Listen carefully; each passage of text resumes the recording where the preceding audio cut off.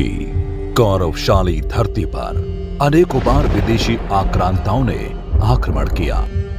बर्बर आक्रमणकारियों ने भारत की देह ही नहीं बल्कि भारत की वैभवशाली संस्कृति और महान सनातन परंपरा पर अनेकों बार आघात पहुंचाने की कोशिश की। भारतीयों की आस्था पर वार करने के उद्देश्य से धार्मिक संस्थानों को ध्वस्त किया गया। बाबर नाम का एक लुटेरा भारत से अकूत धन संपदा लूटने के इरादे से दाखिल हुआ था, लेकिन उस लुटेरे ने अपना आधिपत्य जमाने के लिए बड़े पैमाने पर मस्जिदों का निर्माण करवाना शुरू कर दिया। इसके लिए उसने हिंदुओं के आस्था के केंद्र मंदिरों को निशाना बनाया और इसी क्रम में बाबर के सेनापति मीर बाकी ने अयोध्या में हिंदुओं के आराध्य प्रभु श्री राम की जन्मभूमि पर बने भव्य मंदिर को ध्वस्त कर मस्जिद बनवाई। ये एक भक्त को उसके भगवान से दूर करने जैसा महापाप था। बाबर के इस कुकृत्य के बाद सालों संघर्ष चला, लेकिन फिर 20वीं सदी में बजी संघर्ष की अंतिम रणभेरी।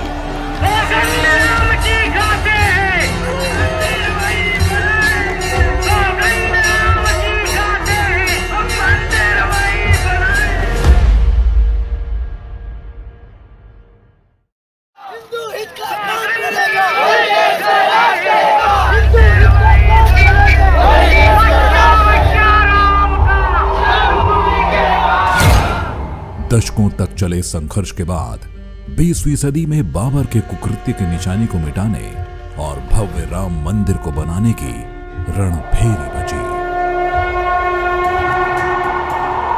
देश के आजाद होने के बाद राम मंदिर निर्माण के कई बार प्रयास हुए, लेकिन सत्ता में बैठी कांग्रेस ने हमेशा अड़चने पैदा की। कांग्रेस से त्रस्त साधु संतों ने साल 1984 में दिल्ली में धर्म संसद का आयोजन किया। धर्म संसद में अयोध्या, मथुरा, काशी के स्थलों की मुक्ति का प्रस्ताव पास किया। सीता मैया की जन्मभूमि सीतामढ़ी से 25 सितंबर 1984 को श्री राम जानकी रथ यात्रा की शुरुआत हुई, जिससे जनता में अपने आराध्य के प्रति और अधिक भाव पैदा हुए। अक्टूबर 1985 को कर्नाटक में हुई दूसरी धर्म संसद में साधु संतों ने कांग्रेस सरकार को सीधी चेतावनी दे दी। 1 फरवरी 1986 को फैजाबाद कोर्ट ने कांग्रेस सरकार की मनमानियों को रोकते हुए राम जन्मभूमि का ताला खोलने का आदेश दिया।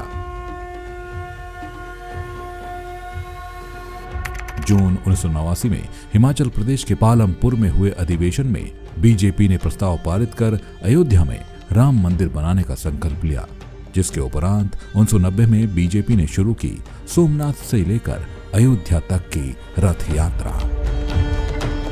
इस रथ यात्रा के रणनीतिकार और शिल्पी वर्तमान प्रधानमंत्री नरेंद्र मोदी थे और नेतृत्व कर रहे थे वरिष्ठ नेता लाल कृष्ण आडवाणी। ये जो रथ है लोक रथ है, जनता का रथ है, जो सोमनाथ से चला है और जिसने मन में संकल्प किया हुआ है कि 30 अक्टूबर को वहां पर पहुंच करके कार सेवा करेंगे और मंदिर वहीं बनाएंगे, उसको कौन रोकेगा? कौन सी सरकार रोकने वाली है? यात्रा के मार्ग और कार्यक्रम की सबसे पहले जानकारी भी पीएम मोदी ने ही 13 सितंबर 1990 को दी थी। 23 अक्टूबर को बिहार के समस्तीपुर में राम भक्तों की रथ यात्रा को रोक दिया गया। अपनी यात्रा को स्थगित कर दें, स्थगित करके वो दिल्ली वापस चले जाएं। और लाल कृष्ण आडवाणी जी को लालू यादव ने गिरफ्तार कर लिया और 30 अक्टूबर को राम भक्तों के साथ वो हुआ जिसने मानवता को शर्मसार कर दिया।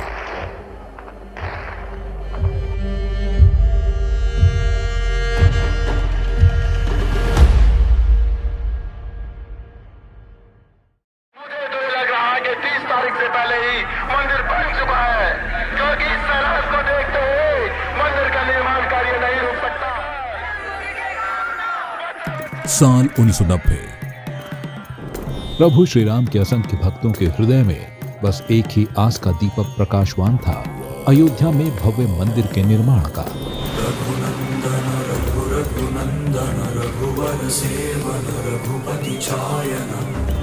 राम राज्य के संघर्ष पथ पर युवा से लेकर वृद्ध सभी अपना अपना योगदान दे रहे थे। एक ओर धर्म की स्थापना के लिए संघर्ष जारी था, तो वहीं दूसरी ओर धर्म विरोधी इस अभियान में विघ्न डालने का षड्यंत्र कर रहे थे। 30 अक्टूबर 1990 जय श्री राम के नारों के साथ हजारों की संख्या में कार सेवक और साधु संत अयोध्या के हनुमानगढ़ी की ओर बढ़ रहे थे। रामधुन में मग्न कार सेवकों को रोकने के लिए उत्तर प्रदेश के तत्कालीन मुख्यमंत्री के आदेश पर पुलिस ने निहत्थे कार सेवकों पर गोलियां चला दी। राम कार्य को जा रहे 11 कार सेवक उस दिन बलिदान हो गए थे। 2 नवंबर 1990। इस हृदय विदारक घटना को 48 घंटे भी नहीं बीते थे कि पुलिस ने दूसरी बार कार सेवकों पर गोलियां बरसा दी। जय श्री राम के उद्घोष को शांत करने के लिए चलाई गई गोलियों से उस दिन अयोध्या की सड़कें ही नहीं, सरयू का पानी भी लाल हो गया था।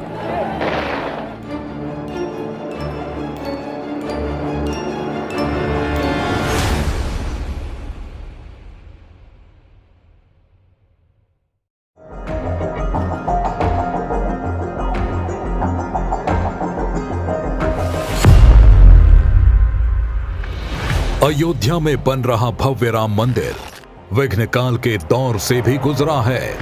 रामलला को जब जब टेंट से मंदिर में ले जाने के प्रयास हुए, तब तब राम विरोधियों ने किसी न किसी तरह से विघ्न पैदा किया। राम मंदिर निर्माण के लिए तमाम अभियान चलाए गए। 25 सितंबर 1990 को बीजेपी के वरिष्ठ नेता लालकृष्ण आडवाणी ने सोमनाथ से अयोध्या तक रथ यात्रा की शुरुआत की, जिसमें वर्तमान प्रधानमंत्री नरेंद्र मोदी अहम भूमिका में थे। राम विरोधियों को जब राममय माहौल होता नजर आया तो उन्होंने 23 अक्टूबर को आडवाणी जी को बिहार में गिरफ्तार करा दिया। 30 अक्टूबर 1990 को राम भक्तों को रोकने के लिए मुलायम सिंह यादव ने कार सेवकों पर गोलियां तक चलवा दी थी, जिसमें 5 कार सेवकों ने अपने प्राण गंवा दिए थे। गोली मार दी, हो गया वहीं पे। कार सेवकों की मौत से आक्रोशित राम भक्तों ने 2 नवंबर को प्रदर्शन किया तो उन पर फिर से गोली चलाई गई, जिसमें करीब 1.5 दर्जन लोगों की मौत हो गई। इस दौरान ही कोलकाता से आए कोठारी बंधुओं की भी मौत हुई थी। 8-10 लोगों को तो गोली लग गई और घसीट कर लाए हैं। राम मंदिर अभियान के दमन के लिए कांग्रेस ने 1992 में बीजेपी शासित राज्यों की सरकारें गिरा दी थी। साल दर साल संघर्ष और तेज होता गया। सड़क से लेकर संसद और सुप्रीम कोर्ट तक राम भक्तों ने लड़ाई जारी रखी। कांग्रेस ने राम मंदिर के खिलाफ वकीलों की फौज लगा दी। उस वक्त कांग्रेसी नेता और वकील कपिल सिब्बल राम मंदिर के फैसले को कोर्ट से टालने की अपील करते रहे। लेकिन राम भक्तों के दशकों के संघर्ष, बलिदान और अथक प्रयास के कारण सर्वोच्च अदालत में राम भक्तों के पक्ष में निर्णय दिया, जिससे आज भव्य राम मंदिर का निर्माण हो रहा है।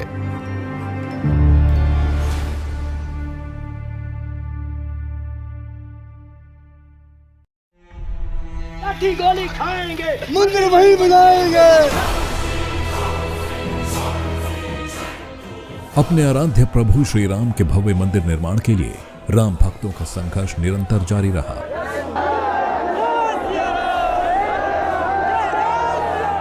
विपक्षी दलों ने अनेकों बार राम कार्य में विघ्न डालने का काम किया। राम भक्तों ने भी अयोध्या में रामलला को प्राण प्रतिष्ठित करने की प्रतिज्ञा ली हुई थी। संघर्ष दिनों दिन बढ़ता जा रहा था और प्रतीक्षा लंबी हो रही थी। विपक्षी दल जब कार सेवा में व्यवधान उत्पन्न करने के बाद भी राम भक्तों के हौसलों को डिगा नहीं पाए तो उन्होंने अपनी कुटिल चालें चलना शुरू कर दिया। कांग्रेस ने भगवान राम व राम सेतु के अस्तित्व को ही नकार दिया। सुप्रीम कोर्ट में दिए गए एक हलफनामे में कांग्रेस ने करोड़ों हिंदुओं की आस्था पर प्रहार करते हुए भगवान श्री राम के अस्तित्व पर ही प्रश्न चिन्ह खड़े कर दिए थे। शपथ पत्र में कांग्रेस की ओर से कहा गया था कि भगवान श्री राम कभी पैदा ही नहीं हुए थे।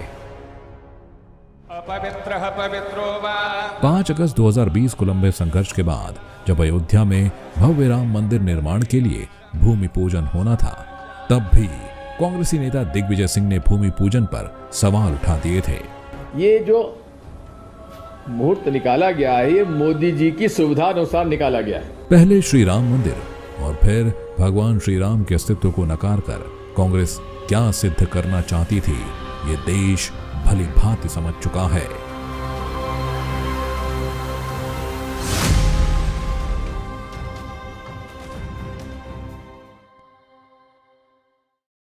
प्रभेद एक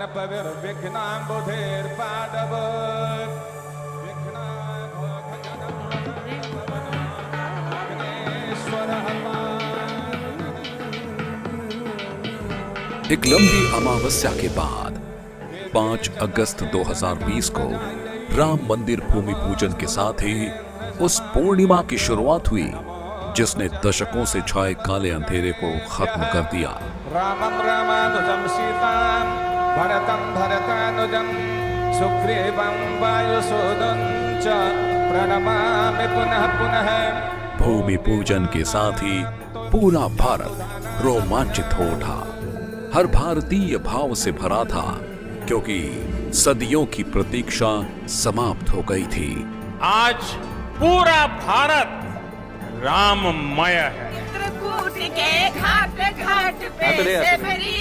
प्रभु श्री राम हर भारतीय के हैं, इसलिए जब भारतीयों के आराध्य श्री राम के मंदिर का निर्माण शुरू हुआ तो भारत के कोने कोने से निर्माण सामग्रियों को मंगाकर राम मंदिर में प्रयोग किया गया। भारत के किसी कोने से जल तो किसी कोने से माटी मंगाई गई। मंदिर के दरवाजों में लकड़ी महाराष्ट्र की है तो मंदिर में लगने वाला पत्थर राजस्थान का और ग्रेनाइट तेलंगाना और कर्नाटक का है।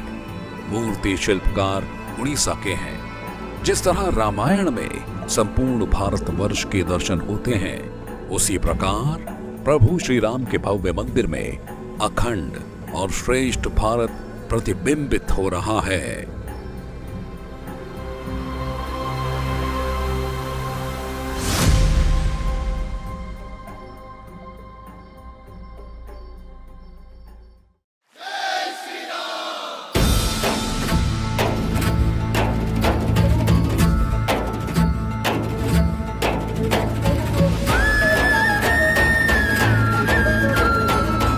तैयार है अयोध्या धाम, जल्द विराजेंगे प्रभु श्री राम। अयोध्या नगरी आज गर्व से चमक रही है, सज रही है, संवर रही है। सदियों की प्रतीक्षा के बाद 21वीं सदी में अयोध्या ही नहीं, भारतवर्ष भी एक नए युग में प्रवेश करने जा रहा है। भारत राममय होने जा रहा है।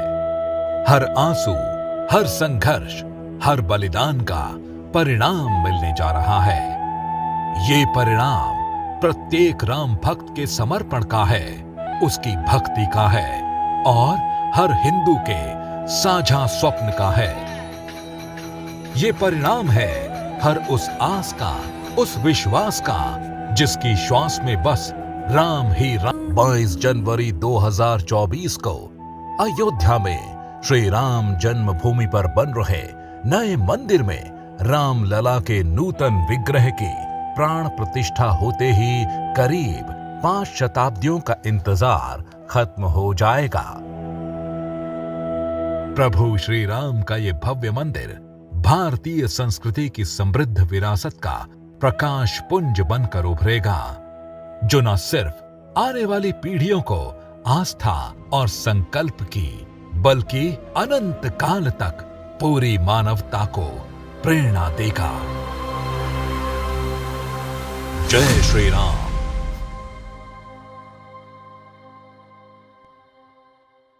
मनमोहन वन तरु मुझको आज बुलाते हैं, किंतु किए जो वादे मैंने याद मुझे वो आते हैं। अभी कहाँ आराम बदा ये